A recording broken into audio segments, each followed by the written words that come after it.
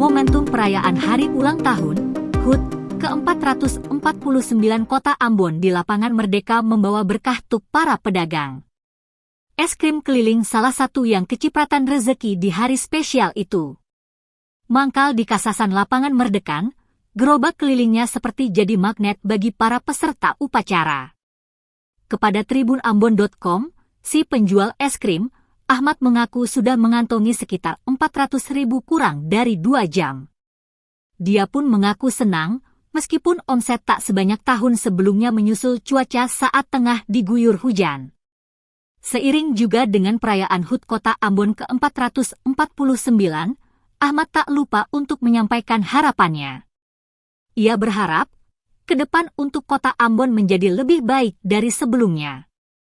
Diberitakan sebelumnya, upacara HUT Kota Ambon berlangsung di Lapangan Merdeka, pukul 9.30 WIB. HUT ke-449 Kota Ambon kali ini bertemakan, Deng Cinta for Ambon.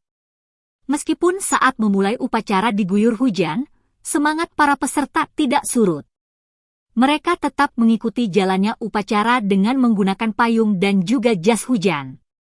Upacara yang dipimpin penjabat wali kota Ambon, Domingus Kaya berlangsung menggunakan dialek Ambon. Download Tribun X sekarang, menghadirkan lokal menjadi Indonesia.